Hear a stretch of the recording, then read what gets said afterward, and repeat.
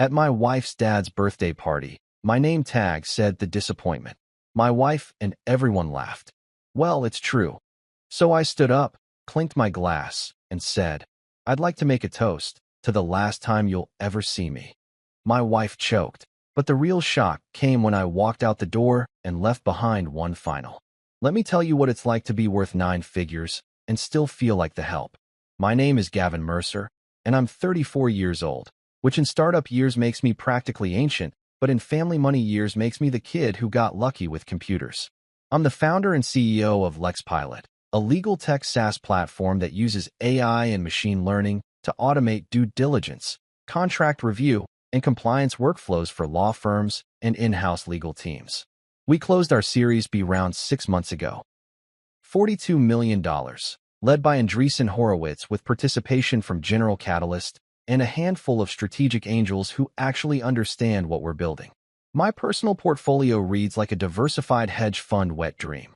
Quiet limited partner stakes in 2 private equity funds, Blackstone and KKR, if you must know, a few venture capital sidecars that throw off decent returns, and enough liquid assets to buy a small country or at least a really nice neighborhood in Manhattan. On paper, my life looks like it was curated by someone's personal shopper with unlimited credit. Tom Ford suits hanging in my closet like expensive armor, a Tesla Model S Plaid in the garage that can do 0 to 60 faster than most people can process rejection, and an Upper West Side penthouse with windows that frame the city like it's a painting I commissioned. But here's the thing about marrying into old money. You quickly learn that new money, no matter how many zeros it has, will always be treated like monopoly money by people who've never had to actually earn theirs. My wife, Sloan Whitmore, is what you'd call genetically engineered for success. She's a litigation associate at her father's legacy firm, Whitmore & Lyle LLP, the kind of white shoe establishment that makes other white shoe establishments feel insecure about their pedigree. This is a law firm that was founded when contracts were still written with quill pens, and the concept of billable hours was just a gleam in some sadistic partner's eye. They wear their tradition like medieval armor, heavy, restrictive, and completely impractical for modern warfare, but damn impressive when you're trying to intimidate the peasants. Her father, Justice Harold Whitmore, is a retired appellate judge who still speaks like he's delivering verdicts from on high. The man has never met a sentence he couldn't make sound like a constitutional amendment or a casual conversation he couldn't turn into a cross-examination. He's the kind of guy who probably reviews restaurant menus like they're motions for summary judgment and sends the waiter back for briefing when his steak isn't exactly medium rare. Around the Whitmore family orbit, I'm not Gavin Mercer, the guy who built a company from 3 lines of Python code in his Columbia Law School dorm room into a legal tech unicorn that processes more contracts in a day than most firms see in a year. I'm not the entrepreneur who identified a market inefficiency and built machine learning algorithms that can spot compliance issues faster than a team of first-year associates hopped up on Adderall in desperation. I'm certainly not the CEO who turned artificial intelligence into a legitimate tool for legal professionals who previously thought legal tech was an oxymoron like jumbo shrimp or military intelligence. No, around them, I'm the +1 with assets. I'm the guy who gets introduced at family functions with my net worth as my middle name. This is Gavin 42 million Mercer, they might as well say, husband to our Sloan. At dinner parties, I'm captioned with $signs instead of my actual accomplishments, like I'm a walking stock ticker instead of a human being who happened to solve a billion-dollar problem that the legal industry didn't even know it had. And you know what the really pathetic part is? I told myself it was fine. For months, I convinced myself that this was just the price of admission to their rarefied world, that being treated like a very expensive accessory was somehow worth it, because I got to be married to Sloan and accepted into the Whitmore family dynasty. I told myself that their casual dismissal of my achievements was just old money humor, that their inability to understand what I actually do for a living was charming in its antiquated ignorance. I told myself that when Harold introduced me to his golf buddies as Sloan's husband, the one with the computer company, it was affectionate rather than reductive. I convinced myself that when Sloan's mother asked me if I could fix her iPad at family gatherings, it was because she genuinely thought I was helpful, not because she literally couldn't distinguish between founder of a legal tech startup and guy who works at the Genius Bar. I rationalized every slight, every dismissive comment, every time someone asked me to explain what blockchain was, despite the fact that Lex Pilot has absolutely nothing to do with blockchain, or assumed that because I worked in tech, I must be some kind of antisocial weirdo who lived on energy drinks and had never seen sunlight. I smiled and nodded my way through countless conversations where venture capital was treated like a foreign concept and private equity was something that happened to other people's money. But here's the thing about self-deception. It has a half-life, and eventually, the bullshit decays enough that you can see through it. The breaking point wasn't dramatic. It wasn't some explosive confrontation or devastating betrayal. It was much worse than that. It was the slow, grinding realization that I had become complicit in my own diminishment. I had allowed myself to be reduced to a bank account with a pulse, a shareholder with feelings, a portfolio that occasionally needed to be fed and watered. The Whitmores didn't prefer my company to my presence. They preferred my money to my personality. They tolerated me because I was useful, the same way you tolerate a particularly efficient ATM. I was their personal venture capital fund, their in-house angel investor, their captive private equity sponsor who happened to sleep in their daughter's bed and occasionally showed up at family functions wearing expensive suits that proved I knew how to spend money, if not how to earn their respect. So I stopped pretending it was fine. Because it wasn't fine, and it never had been, and the only person who had been fooling themselves was me. And that's when I started planning my exit strategy. Because if there's one thing that building a successful startup teaches you, it's how to recognize when you're in a toxic situation that's never going to get better, no matter how much capital you throw at it. Sometimes the smartest move isn't to double down on a bad investment. It's to cut your losses and find a better deal. The Whitmores were about to learn that lesson the hard way. Welcome to the Whitmore dinner party circuit, where status anxiety masquerades as sophisticated conversation and everyone's portfolio performance is somehow always exceptional this quarter. These aren't your average dinner parties. They're performance art disguised as social gatherings, where Sloan's circle recites their accomplishments like they're reading from prepared statements at shareholder meetings. The conversations follow a predictable script. Someone always has a board meeting story that sounds suspiciously like corporate fan fiction. Everyone owns at least one summer house that they refer to by its closest prestigious town rather than its actual address, and the Macallan 25 flows like it's subsidized by the Scottish government. I've sat through countless evenings watching grown adults compete over who has friends with a private jet, as if access to fractional aircraft ownership somehow validates their existence. These people treat private aviation like it's a personality trait rather than just another overpriced way to avoid TSA lines and airline food. The really pathetic part is watching them carefully drop these references into conversation like verbal breadcrumbs, hoping someone will follow the trail back to their perceived importance. The jokes at these gatherings are always light, which is rich person speak for cruel but delivered with expensive dental work and good breeding. I am perpetually the tech boy, as if I'm some kind of precocious child who stumbled into success by accident rather than a 34-year-old CEO who built his company through a combination of legal expertise, technical innovation, and enough caffeine to kill a small horse. Sometimes I get upgraded to the SaaS guy, which makes me sound like I sell software subscriptions door-to-door rather than running a company that processes billions of dollars in legal transactions annually. My personal favorite nickname is the shareholder with feelings, which Harold coined after I had the audacity to suggest that maybe, just maybe, we shouldn't use our Series B funding announcement as a conversation starter at his anniversary dinner. Apparently, caring about appropriate social boundaries makes me emotionally unstable in their worldview. God forbid I treat my company's financial milestones with anything resembling discretion or professionalism. The legal industry references at these dinners are particularly galling. These people treat contracts like they're cocktail napkins, decorative pieces of paper that exist to be scribbled on and then discarded. Harold once told a table full of guests that compliance is something for other people, which is rich coming from someone whose retirement fund depends on other people actually following the rules he used to interpret from the bench. The irony is lost on him, but then again, most things are lost on people who've never had to worry about the practical implications of their own decisions. Sloan is the worst part of all this. She calls Lex Pilot cute when we're in private, Like I've built an adorable little lemonade stand rather than a legal tech platform that's revolutionizing how major law firms handle document review and contract analysis. But watch her LinkedIn profile light up every time we close a major enterprise deal or get featured in legal tech news. Suddenly, my cute little company becomes a significant career asset worth posting about, complete with thoughtful commentary about innovation in the legal sector and hashtags about entrepreneurship and disruption. The cognitive dissonance is breathtaking. She'll spend dinner parties making jokes about my computer hobby, and then spend the next morning crafting LinkedIn posts about how proud she is to be married to a legal tech innovator who's transforming the industry through artificial intelligence and machine learning. She wants the social media credit without the social acceptance, the professional benefits without the personal respect. Her firm, Whitmore & Lyle LLP, uses our software, but of course they're on our lower-tier plan under what I can only describe as a sweetheart enterprise agreement that I approved to keep the peace.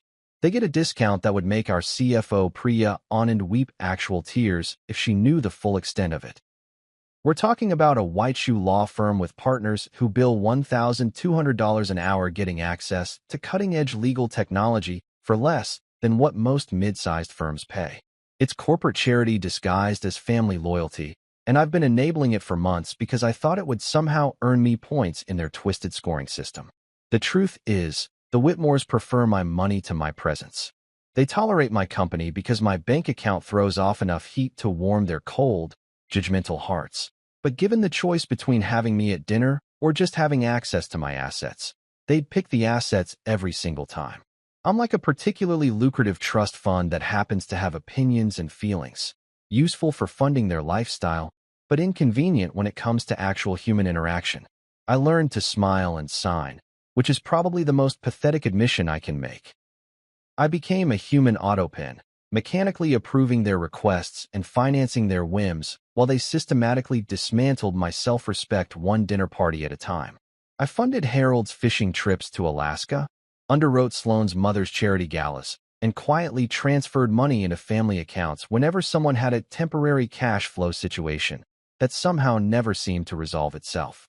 But here's where their arrogance finally worked in my favor. They got so comfortable treating me like a reliable ATM that they stopped paying attention to what I was actually doing with the rest of my portfolio. While they were busy making jokes about my tech hobby, I was quietly moving assets into a new family trust with guardrails that would make Fort Knox jealous. While they were patronizing me about my computer company, I was having my legal team audit every financial connection between my holdings and the Whitmore family orbit. I started treating our relationship like the business transaction it had always been, except now I was reading the fine print.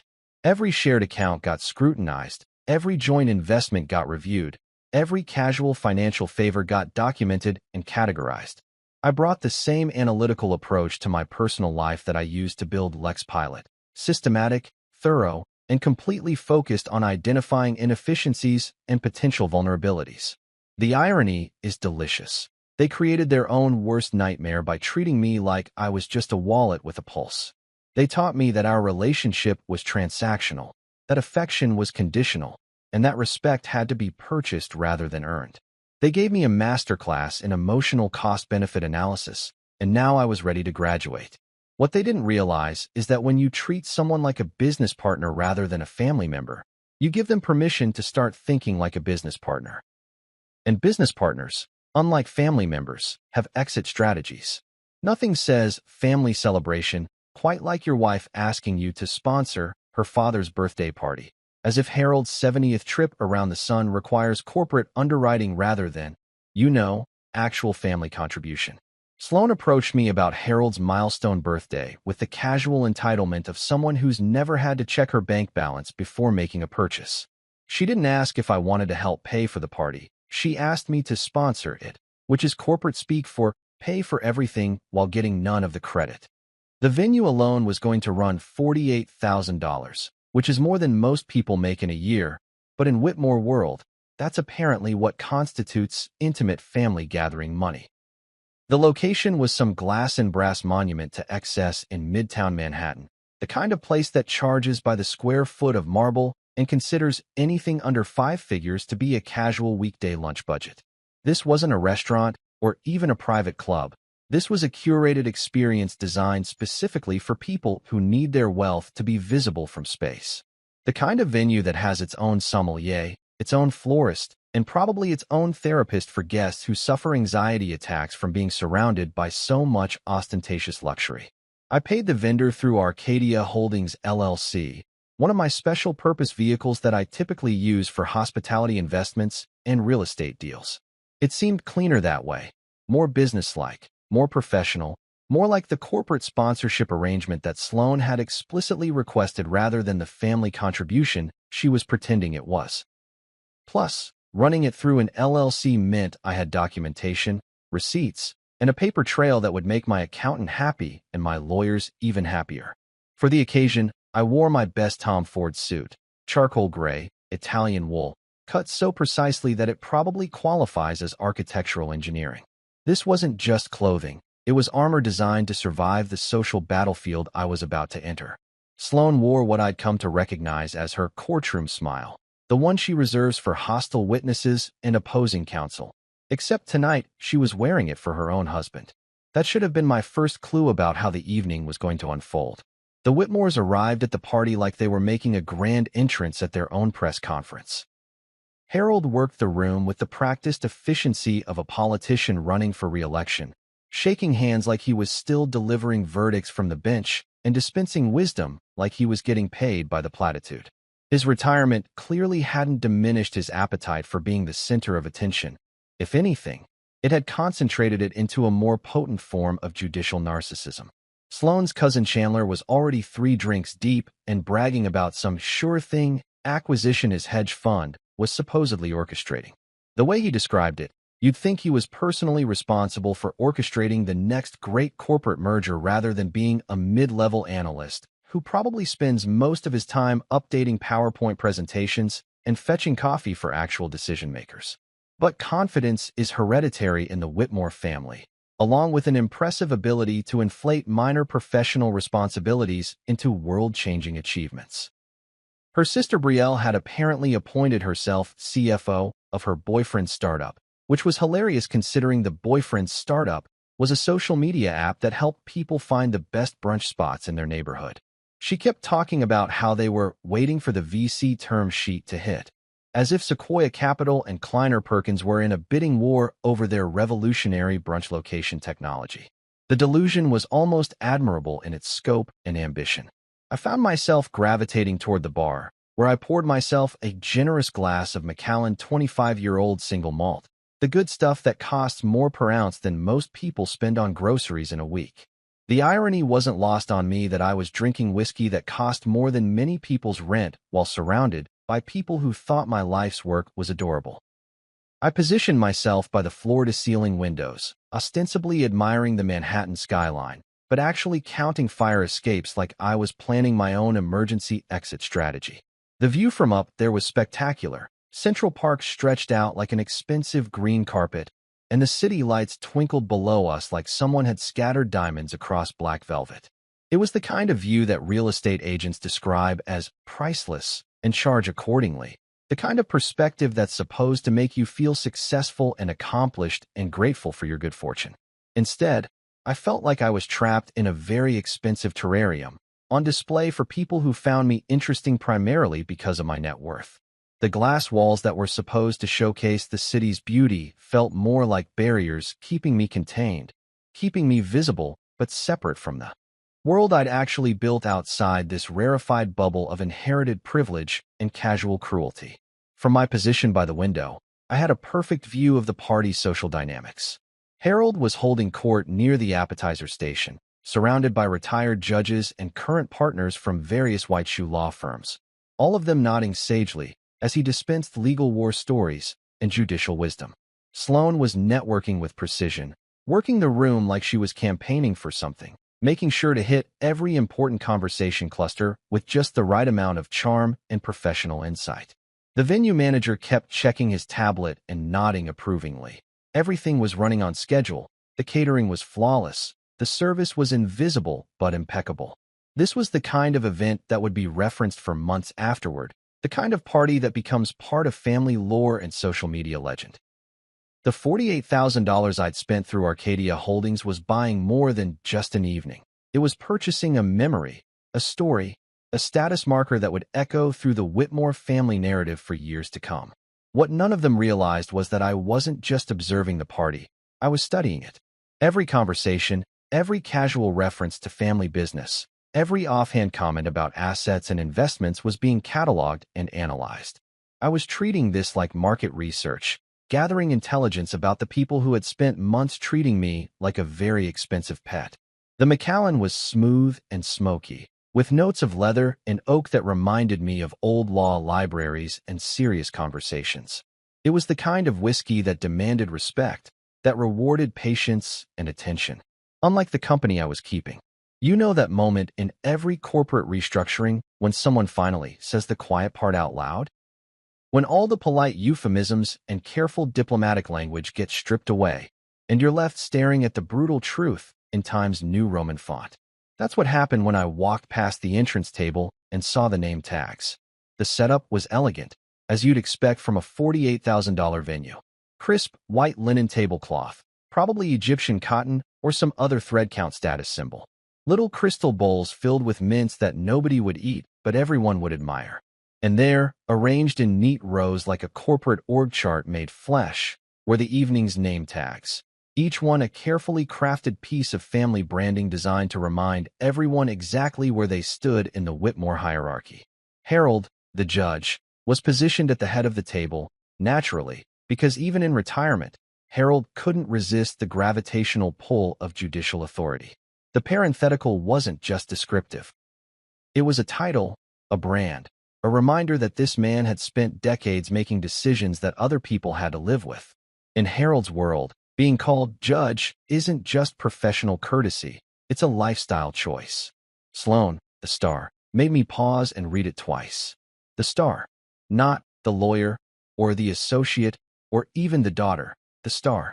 Because apparently, in the Whitmore family constellation, Sloane isn't just another litigation associate grinding through billable hours and client development requirements. She's the designated future of the family dynasty, the chosen one who'll carry the Whitmore legacy into the next generation of white shoe legal excellence. Chandler, the closer, was peak Whitmore delusion, taking a mid-level hedge fund analyst who probably spends most of his time updating Excel models and rebranding him as some kind of deal-making rainmaker. The closer. Right. I'd seen Chandler's LinkedIn profile. His biggest professional accomplishment was completing the CFA program on his third attempt. But sure, let's pretend he's out there closing billion-dollar acquisitions instead of closing the gap between his ambitions and his actual skill set. There were others, each more carefully curated than the last. Uncles and cousins and family friends, all tagged with their respective roles in the Whitmore mythology. The philanthropist, the entrepreneur, the visionary, titles that sounded like they'd been focus grouped by a PR firm specializing in dynasty management. And then I found mine. Gavin, the disappointment. In bold, like they wanted to make sure it was legible from across the room, in case anyone missed the message. Not the founder, or the CEO, or even the tech guy. The disappointment. Apparently, building a legal tech unicorn from nothing, closing a Series B funding round that most entrepreneurs can only dream of, and creating artificial intelligence solutions that are revolutionizing how law firms handle contract analysis wasn't impressive enough to merit a flattering parenthetical. The laughter started immediately. Not shocked laughter. Not the kind of surprised, uncomfortable reaction you'd expect when someone crosses a line at a family gathering. This was familiar laughter, the kind that comes from shared understanding, from an inside joke that everyone's been enjoying for months. This was the sound of people who had been calling me the disappointment, in private finally getting to see it in writing. Sloane appeared at my elbow, champagne flute in hand, looking like she'd just watched a particularly satisfying cross-examination. She sipped her Dom Perignon. Because of course it was Dom Perignon, because why serve regular champagne when you can serve champagne that costs more than most people's car payments, and delivered the kill shot with practiced efficiency. Well, she said, examining the name tag like it was an exhibit in a trial she was winning, it's true. Not, it's a joke, or someone's being inappropriate, or this is unacceptable. Just, it's true. delivered with the casual finality of someone reading a parking sign or announcing the weather. Like my status as a disappointment was simply a fact of nature, as immutable as gravity or compound interest or the tendency of old money families to eat their own young. The people around us glanced in my direction with the peculiar expression you reserve for art you're not sure you're allowed to touch. There was curiosity there, but also a kind of anthropological fascination, like they were observing some exotic species in its natural habitat. Look, children, there's the disappointment in the wild. Notice how it wears expensive suits and makes polite conversation despite being systematically humiliated by its natural predators. My first instinct was to leave. Just walk away, call my driver, go home to my penthouse, and pretend this evening had never happened. Cut my losses, write off the $48,000 as a learning experience, and start the divorce proceedings in the morning. It would have been clean, professional, and completely unsatisfying. My second instinct was older and colder, and it whispered something much more interesting in my ear. It reminded me that the best revenge isn't walking away from the table. It's flipping the table over and making everyone else clean up the mess. I set the name tag down carefully, making sure it was perfectly centered on the pristine linen. I wanted the placement to be deliberate, intentional, like I was signing a contract or filing a motion with the court. This wasn't anger or hurt feelings or wounded pride. This was something much more dangerous, clarity. The room tilted in my favor the moment I smiled. Not a hurt smile or a bitter smile or even a sarcastic smile. This was the smile I wore during board meetings when someone challenged our valuation model and I knew I had the data to prove them wrong. This was the smile I wore when competitors tried to poach our clients, and I knew our technology was 3 generations ahead of anything they could offer. This was the smile of someone who had just realized that the game everyone thought they were winning was actually a completely different game, with completely different rules, and I was the only one who knew how to play it. The Whitmores had spent months training me to think of myself as a disappointment. They'd systematically dismantled my confidence, dismissed my achievements, and reduced my identity to a simple financial transaction. They'd turned me into their personal ATM and then mocked me for being mechanical and emotionally distant. But here's what they forgot. I wasn't just their disappointment. I was their disappointment with a Series B funding round, extensive legal training, and a very sophisticated understanding of corporate governance. I was their disappointment with connections throughout the private equity world and enough liquidity to make their comfortable little lives very uncomfortable. The name tag was still sitting there, perfectly centered, when I decided to give them exactly what they'd asked for. Sometimes the most valuable intelligence comes from people who think they're just making small talk. I walked the floor like I was conducting due diligence on a potential acquisition target, which, in a way, I was. Every conversation became market research, every casual comment a data point in my growing understanding of exactly how vulnerable the Whitmore financial ecosystem actually was. These people had gotten so comfortable with their inherited privilege that they'd forgotten the first rule of wealth preservation. Never let anyone know exactly how much you have, or more importantly, how you got it. Near the champagne fountain, because of course there was a champagne fountain, because why have regular champagne service when you can have champagne that flows like a small waterfall of liquid bankruptcy? I struck up a conversation with David Kellerman, the CFO of Harold's Charitable Foundation. David was 3 drinks past professional discretion and apparently eager to share his creative approach to nonprofit financial management. The trick, he confided, leaning in with the conspiratorial air of someone revealing state secrets, is understanding that foundations have more flexibility than people realize. Creative accounting isn't illegal if you know how to structure the transactions properly. We've been moving assets between the foundation and Harold's personal holding company for years. Perfectly legal, just creative. Creative accounting. Right. That's what they call it when you use a non-profit organization as your personal piggy bank, shuffling assets back and forth like you're playing 3-card monte with the IRS. I nodded and smiled and made appropriate interested noises while mentally cataloging every detail for future reference. David kept talking, apparently under the impression that I was impressed rather than appalled. Over by the Raw Bar, I found myself in conversation with Marcus Whitmore, one of Harold's partners from the firm's glory days. Marcus had clearly enjoyed several glasses of the Macallan and was feeling philosophical about the legal profession's relationship with regulatory oversight. "You know what I love about being retired?" Marcus asked, not waiting for an answer. "No more compliance bullshit. No more ethics committees breathing down your neck. No more worried junior associates asking if we're following proper procedures. Contracts are suggestions, kid. Always have been. The law is whatever you can convince a judge to believe, and everything else is just paperwork. Contracts are suggestions." That's a fascinating legal philosophy from someone who spent 40 years billing clients thousands of dollars an hour to draft those same suggestions. I filed that gem away next to David's creative accounting seminar and kept circulating. The venue manager appeared at my elbow, tablet in hand, and wearing the kind of grateful expression that suggested he recognized a reliable revenue stream when he saw one. "Mr. Mercer," he said, consulting his screen, "I wanted to personally thank Arcadia Holdings for being such a steady shareholder in our parent company. Your investment group has been instrumental in helping us maintain our position in the luxury hospitality market." Steady shareholder. That was interesting.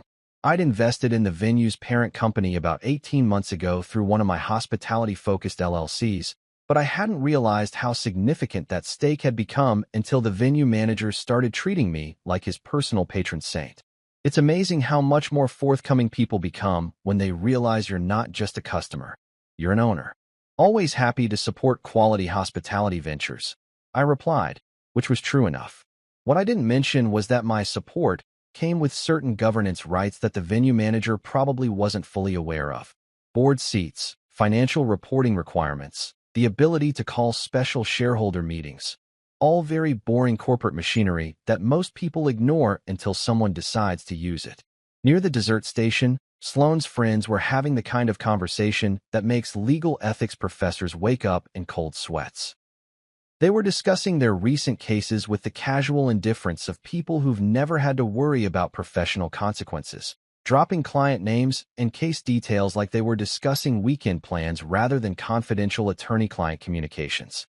"The funny thing about compliance requirements," laughed Jennifer Hartwell, a junior partner at some boutique litigation shop, "is that they assume clients actually read the engagement letters. Half our retainer agreements could include a clause requiring clients to sacrifice their firstborn to the litigation gods, and they'd still sign without reading." That got a good laugh from the group.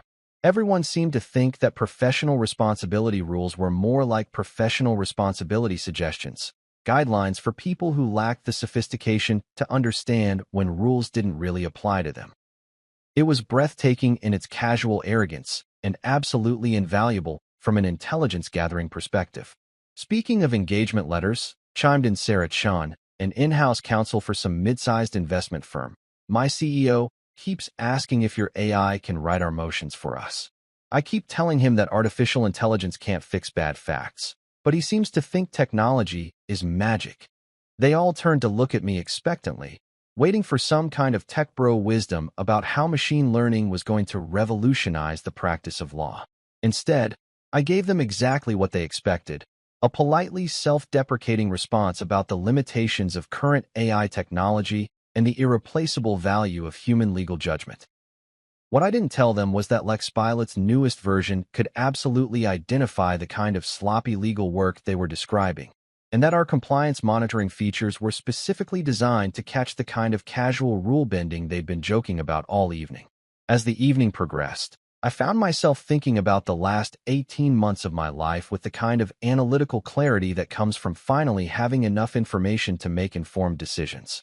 The pieces of a much larger puzzle were clicking into place, and what I was seeing was both more complex and more vulnerable than I'd initially realized. The distressed debt stack I'd quietly purchased on Whitmore Capital Properties, Harold's commercial real estate holding company, at a significant discount 18 months ago, wasn't just a good investment opportunity. It was leverage. The debt-to-equity conversion I'd negotiated through a clean restructuring process wasn't just smart financial planning. It was positioning. The consents I'd obtained from various small cousins who wanted liquidity for their inherited stakes weren't just routine corporate governance. They were votes. And my growing relationship with Hemisphere Equity, the mid-market private equity firm that specialized in exactly the kind of messy family dynasty situations that the Whitmores represented, that wasn't just portfolio diversification. That was strategic partnership. The pieces were already on the board. All I needed was the right moment to make my move. And thanks to tonight's festivities, I finally understood exactly what that moment was going to look like. There's something beautifully ironic about using a champagne flute to deliver a hostile takeover announcement. I walked back to the bar and picked up a fresh glass of Dom Perignon, holding it up to catch the light from the crystal chandelier overhead. The champagne was perfect, tiny bubbles rising in perfect formation, like little missiles of expensive indifference. I lifted my Columbia Law School class ring, the one piece of jewelry I never took off, my reminder that I'd earned my place in their world through merit rather than inheritance, and tapped it gently against the crystal.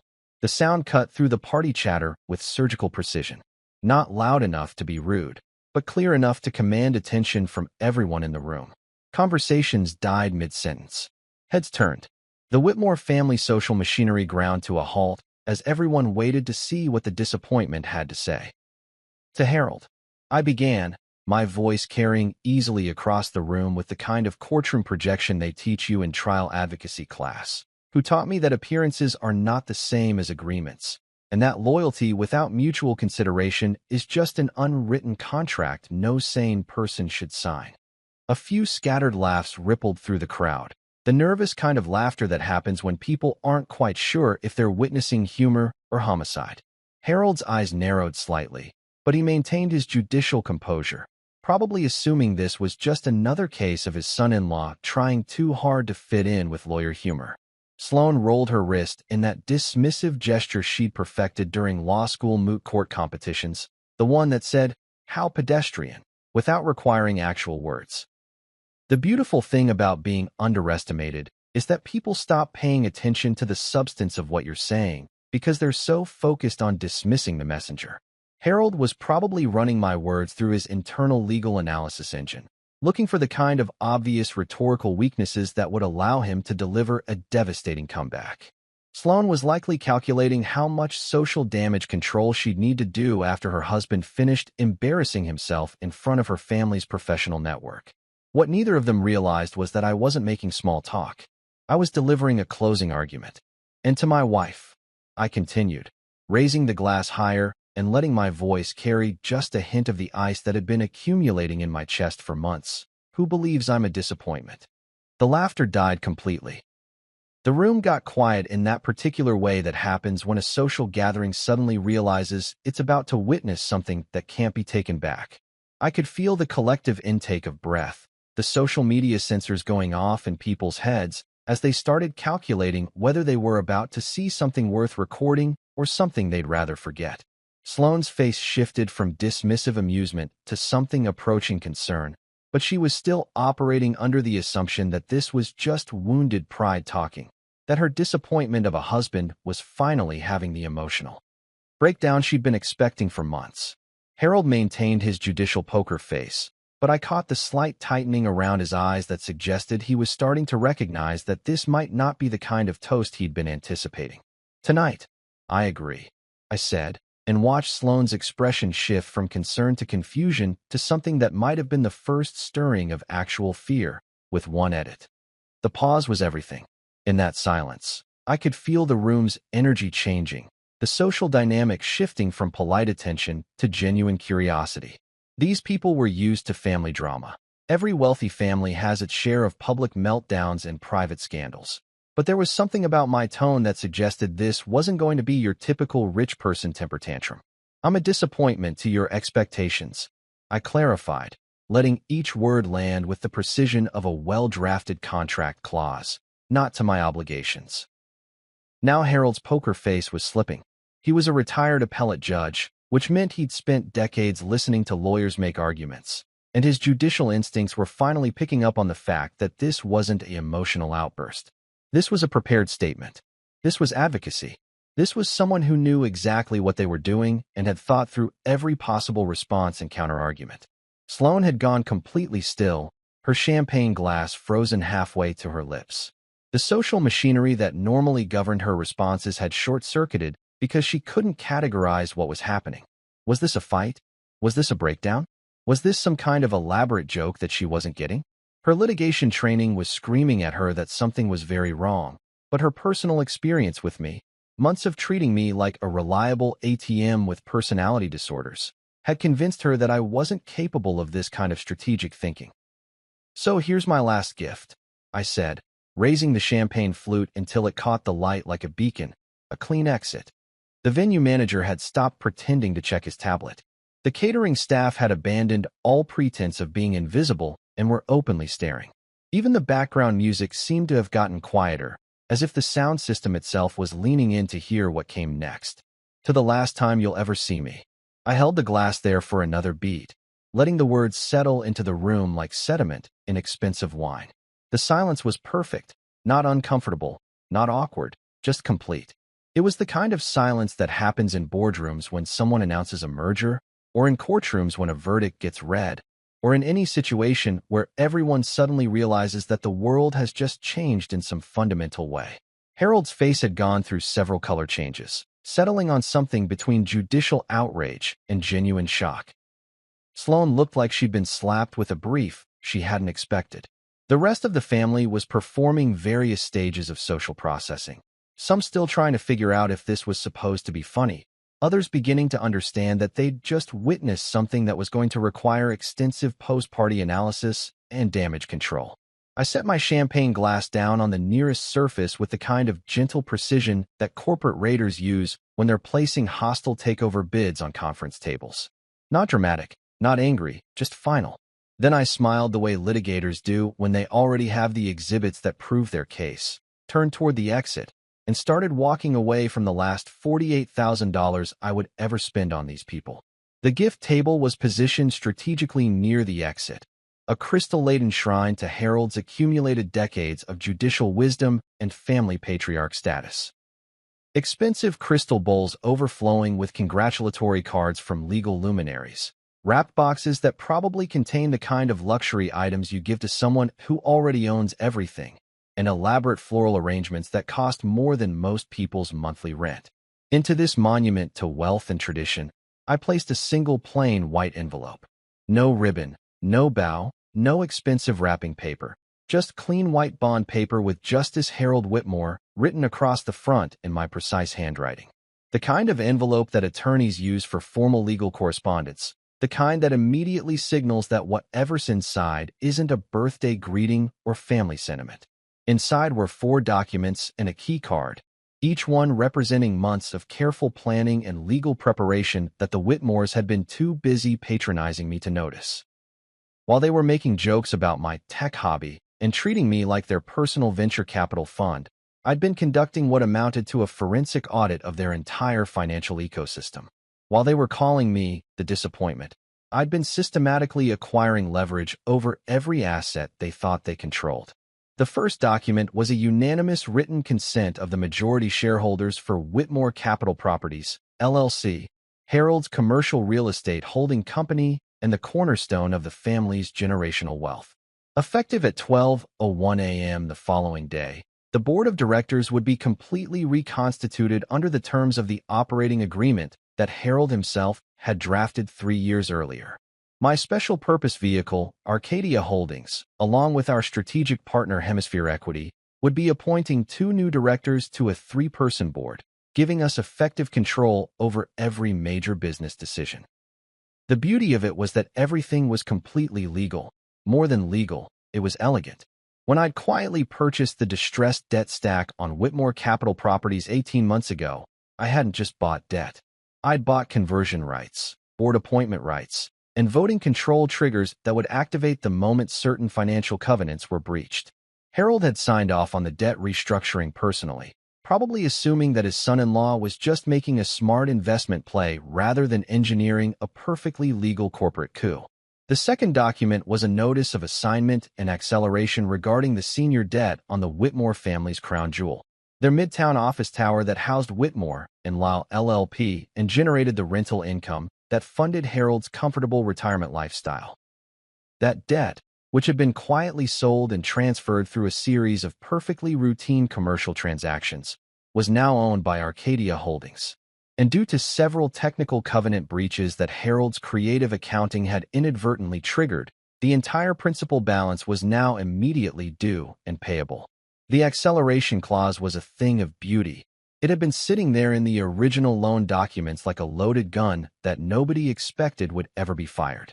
But when you combine creative foundation accounting with charitable trust distributions that didn't quite follow IRS guidelines, you create exactly the kind of material adverse changes in creditworthiness that sophisticated lenders build into their loan agreements as protection against borrower stupidity.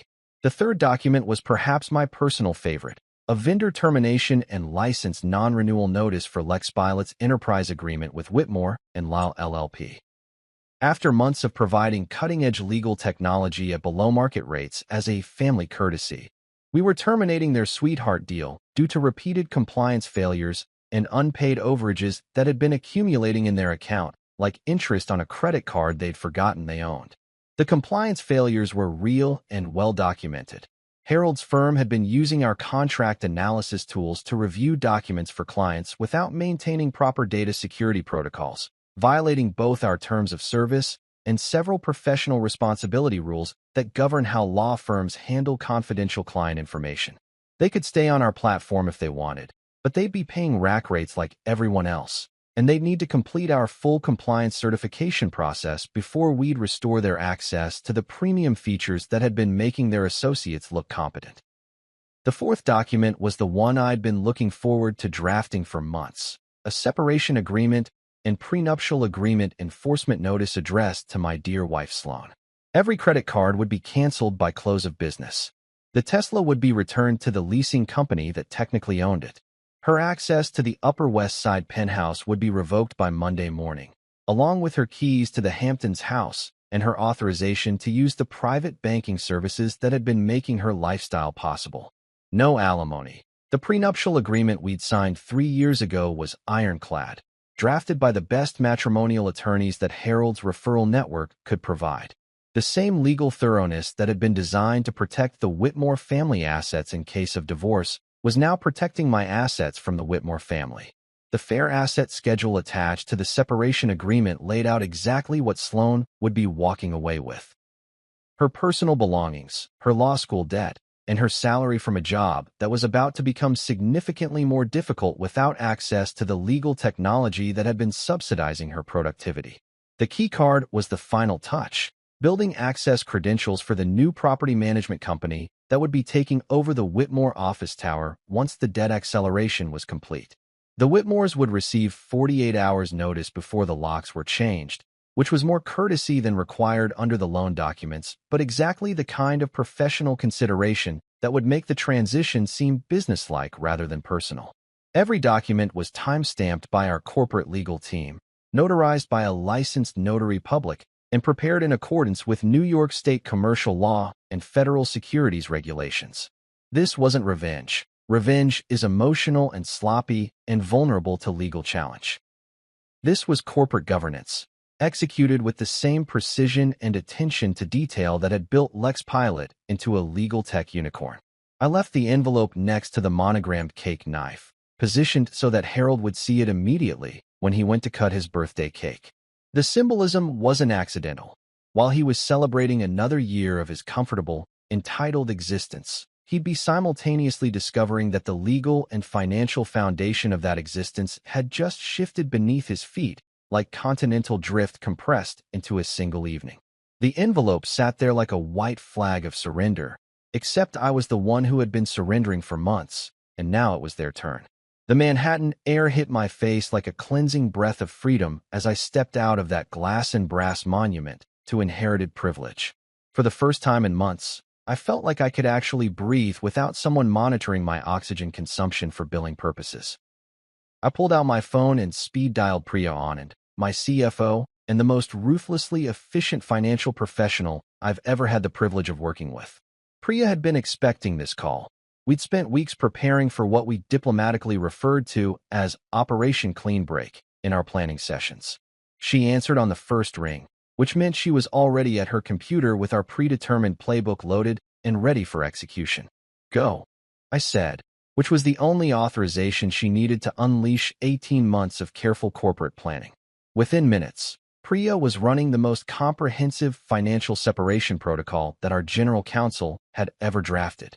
Vendor termination notices were being sent via certified mail and secure email to every service provider that had any connection to Whitmore family accounts. Corporate credit cards that I'd foolishly allowed Sloan to use for business entertainment were being canceled faster than a startup burning through series of funding.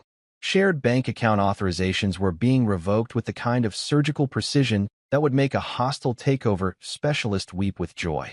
The family discount pipelines that had been quietly subsidizing the Whitmore lifestyle. Everything from the discounted LexPilot enterprise license to the preferential rates I'd negotiated for their legal research databases were being severed with extreme prejudice.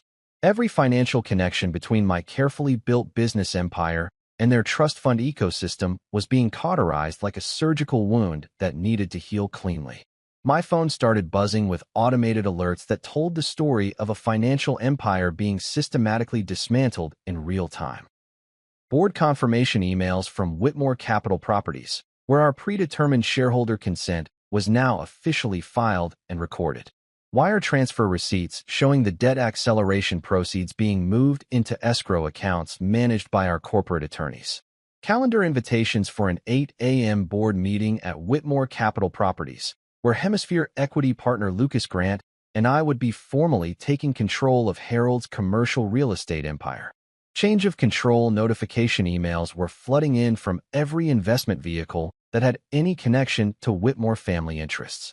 The access log for the Upper West Side building showed that Sloan's key fob had been deactivated at exactly 11:47 p.m., which meant she'd discover her lockout status the moment she tried to swipe into the building that had been her home for the past 3 years.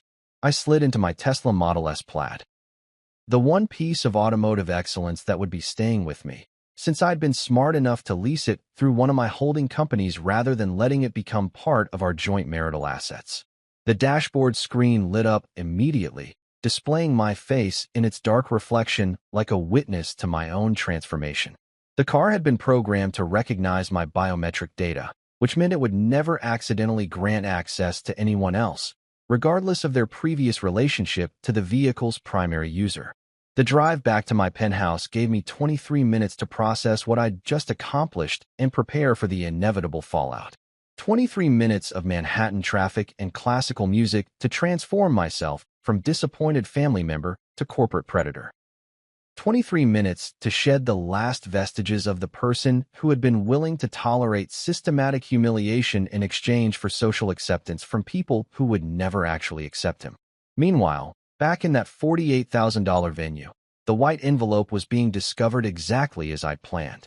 I could picture the scene. Harold approaching the gift table with the satisfied smile of someone who expected to spend the next hour graciously accepting tribute from his assembled professional network. The monogrammed cake knife gleaming under the crystal chandelier. The moment of confusion when he noticed the plain white envelope positioned next to the congratulatory cards and expensive gift boxes. The venue manager would be checking the signature line on our venue contract right about now, realizing that his steady shareholder had just executed a perfectly legal change of control that would fundamentally alter the power dynamic in his establishment. Arcadia Holdings wasn't just a customer anymore. We were a controlling investor with governance rights and board representation and the ability to make decisions about everything from catering contracts to facility management. Inside the ballroom, Sloan's laughter was dying a slow, horrible death as she processed the separation agreement and realized that her comfortable lifestyle was about to become significantly less comfortable. The prenuptial agreement she'd signed 3 years ago, the one her father's attorneys had drafted to protect the Whitmore family assets, was now protecting my assets from the Whitmore family. The irony was so perfect it could have been written by a screenwriter who specialized in corporate comeuppance stories. Harold's judicial composure was probably cracking like old legal precedent as he read through the unanimous written consent and realized that his commercial real estate empire was now controlled by the same son-in-law he'd been calling the disappointment for months.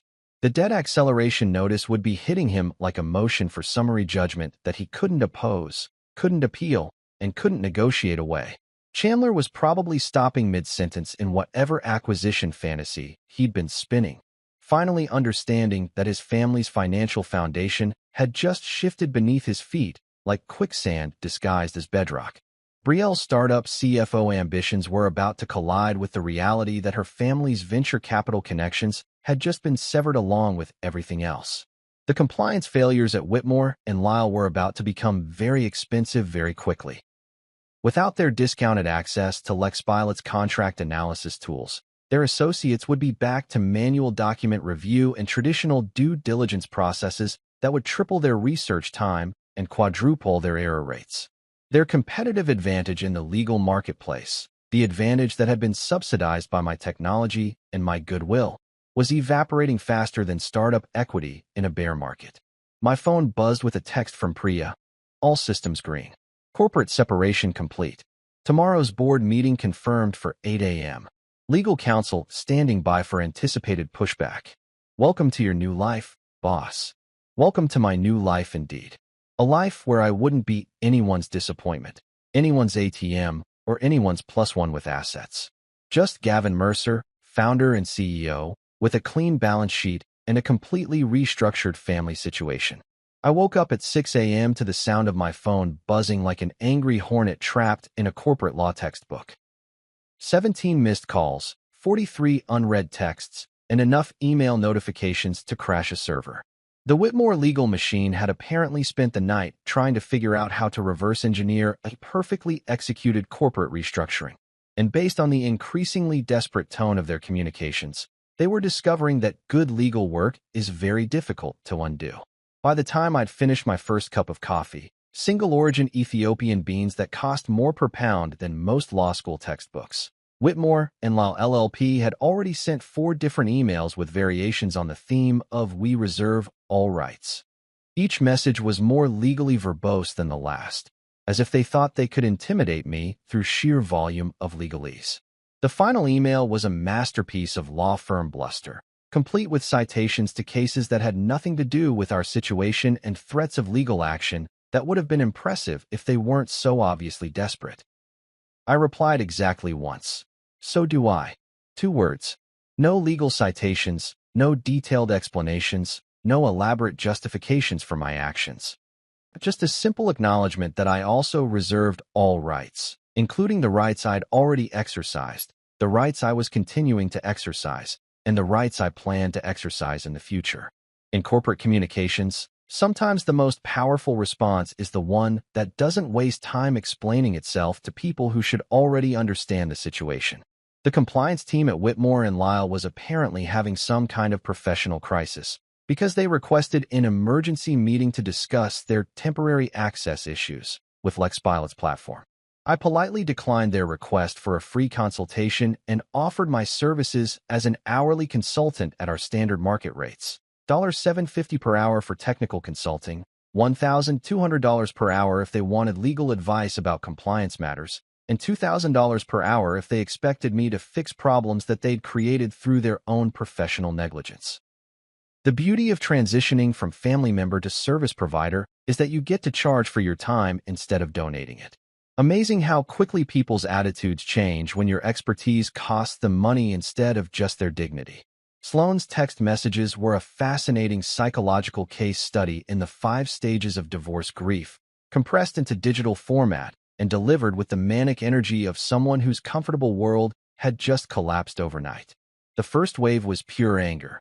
"You're fucking insane if you think you can get away with this. My father will destroy you. This is illegal, and you know it." Classic denial rage, the kind of response you get from people who are used to getting their way through volume and intimidation. The second wave tried strategic negotiation. "We need to talk about this like adults. There has to be a way to work this out. I'm willing to discuss reasonable compromises." This was Sloane's litigation training kicking in, the part of her legal education that taught her to look for settlement opportunities even in apparently hopeless situations. The third wave was pure emotional manipulation. "You're destroying our family. This will hurt everyone, including you. Is this really what you want our marriage to be remembered for?" The appeals to guilt and sentiment that work on people who still have emotional investment in the relationship, but fall flat when directed at someone who's already processed their feelings and moved on to financial planning. I forwarded all of her communications to Ray Okafor, my personal counsel, along with a gentle reminder about the non-disclosure clauses in our separation agreement. Ray would handle the formal responses with the kind of professional courtesy that makes it clear you're being managed by attorneys rather than engaged in personal conversation. Sometimes the most devastating message you can send someone is that they're no longer worth your direct attention. Harold called from an unknown number around 9:30 a.m., probably using one of the prepaid phones that paranoid people buy when they're trying to avoid creating electronic evidence of their conversations. His voice had lost all of its judicial authority and taken on the slightly desperate edge of someone who was finally beginning to understand the scope of his situation. "This is a hostile takeover," he said, which was technically accurate, but also completely missing the point. "No, Judge," I replied, enjoying the irony of having to explain basic corporate law to a retired appellate judge. "This is governance. Hostile takeovers happen to companies that resist acquisition. Governance happens to shareholders who've been outvoted by people who own more equity than they do." Harold wanted a week to explore options, which was legal speak for hire expensive attorneys to figure out if there's any way to reverse this. I gave him exactly 1 day, which was more generous than required under the terms of our various agreements, but exactly the kind of professional courtesy that would look good in any future litigation. At 8 a.m. sharp, we convened in the Whitmore Capital Properties conference room that I now effectively controlled. Lucas Grant from Hemisphere Equity attended via secure video conference, looking like the kind of private equity professional who treats billion-dollar acquisitions like casual Tuesday morning meetings. My attorney Ray Okafor was physically present, dressed in the kind of understated but expensive suit that signals serious legal firepower without being ostentatious about it. Harold brought 2 shell-shocked uncles who looked like they'd been dragged out of retirement to deal with a corporate crisis they didn't understand. These were the kind of family shareholders who'd inherited their stakes decades ago and assumed that board meetings were just formalities where they showed up, nodded politely, and collected their quarterly distributions without asking difficult questions about governance or fiduciary duties. We voted. Every motion carried with mathematical precision. The restructuring plan I'd been developing for 18 months was now formally approved, and implementation would begin immediately. Harold's commercial real estate empire was now controlled by a board that prioritized professional management over family sentiment, and every major business decision would be made according to actual corporate governance principles rather than whatever Harold felt like doing that particular week. I wasn't cruel during the meeting. Cruelty is unprofessional and creates unnecessary legal exposure. I was formal, which is what people call you when you stop asking for permission and start citing the specific paragraphs in the operating agreement that give you the authority to make unilateral decisions. Harold kept looking for openings to negotiate or delay or somehow restore the comfortable family dynamic where everyone deferred to his judgment regardless of their actual legal rights. But corporate governance isn't a family dinner conversation. It's a legal framework designed to protect shareholders from exactly the kind of casual financial management that Harold had been practicing for years. 6 months later, I moved into a quiet Soho loft that felt more like home after 1 week than the Upper West Side penthouse had after 3 years of marriage. The space was clean, modern, and entirely free of inherited baggage or family photos that required diplomatic explanations to house guests. I kept the penthouse on the market because prime Manhattan real estate is always a solid investment, and watching potential buyers walk through the space that used to represent my gilded cage gave me the kind of satisfaction that money can't buy, but good legal planning can definitely arrange. I kept paying my team well, better than well, actually. Lex Pilot's employee compensation packages had always been competitive, but after my corporate restructuring experience, I'd gained a renewed appreciation for the kind of loyalty that comes from treating talented people like the valuable assets they actually are rather than the expensive liabilities that most companies pretend they are. Priya Anand got an equity bump that reflected her surgical execution during Operation Clean Break. Our engineering team got bonuses that recognized their role in building technology that was now processing more legal transactions than half the major law firms in Manhattan. The company itself was thriving in ways that I'd hardly dared to imagine during those suffocating months of Whitmore family dinners. Lex Pilot shipped a new machine learning feature that could identify compliance issues in complex merger agreements faster than teams of associates armed with Red Bull and professional anxiety. Our Series B investors were practically euphoric about our user traction and retention metrics, which had improved dramatically once I'd stopped treating the company like a hobby that existed to impress my in-laws and started treating it like the legal tech unicorn it had always been capable of becoming. We onboard 2 new enterprise clients that happened to compete directly with Whitmore and Lyle LLP in the commercial litigation space. Pure coincidence, of course. These firms had approached us independently after seeing our compliance monitoring capabilities and contract analysis tools in action. The fact that they could now offer their clients more sophisticated legal technology than Harold's legacy firm was just the natural result of market forces and technological innovation. Business isn't revenge, but it does rhyme with poetic justice, and sometimes the universe has a sense of humor about corporate karma. People ask me if I miss the parties, which is like asking someone who's escaped from prison if they miss the exercise yard. I don't miss rehearsed love or pre-printed social labels. I don't miss conversations where my net worth was more interesting than my actual accomplishments, or family gatherings where I needed to check my bank balance before expressing an opinion. I don't miss being introduced as the +1 with assets, or being treated like a very expensive pet who occasionally needed to be fed and watered and allowed to make important decisions about funding other people's lifestyle choices. What I discovered is that I like boardrooms where shareholders actually read the documents before signing them and understand that fiduciary duties aren't just theoretical concepts that apply to other people's money.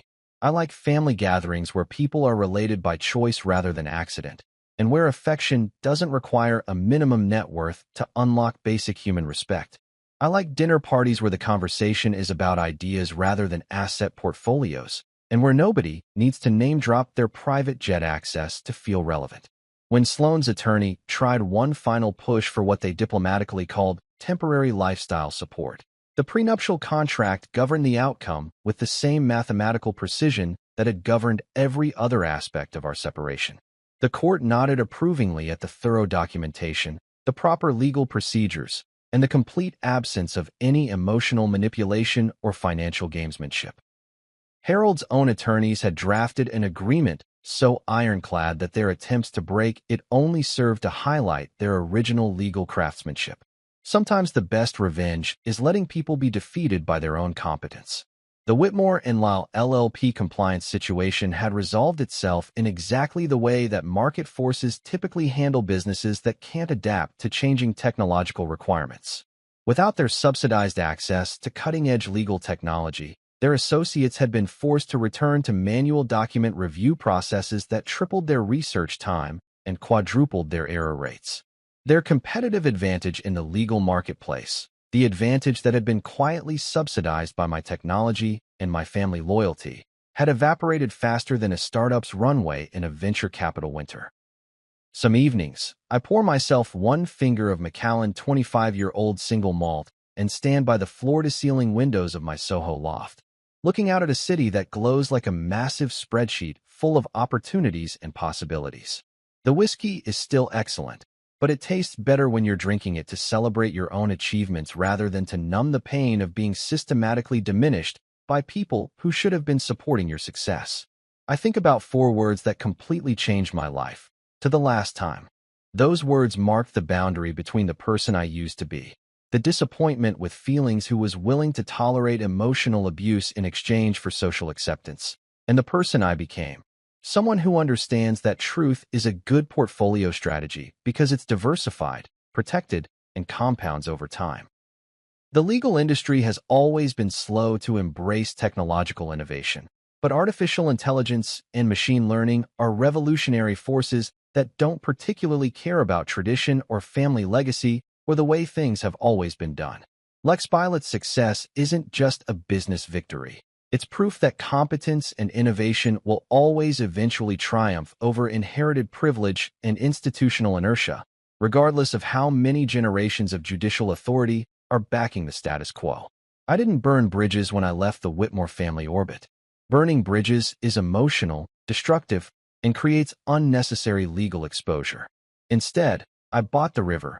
I acquired controlling interests in the infrastructure that had been supporting their comfortable lifestyle, and then I redirected that infrastructure to serve my interests rather than theirs. It's a much more elegant solution that creates long-term value rather than short-term satisfaction. Harold still sends Christmas cards, which arrive at my corporate address and get handled by my assistant according to our standard protocol for unsolicited correspondence from former business associates. Sloane's LinkedIn profile occasionally surfaces in my professional network suggestions, reminding me that some people take longer to update their relationship status than others. The Whitmore family continues to exist in their reduced circumstances, probably still making jokes about disappointments and tech hobbies, blissfully unaware that the disappointment has moved on to bigger and better things. Truth turns out to be an excellent investment strategy, diversified across multiple asset classes, protected by proper legal documentation, and designed to compound wealth rather than compound resentment. Some portfolios are built to generate income. Others are built to generate respect. The best ones do both.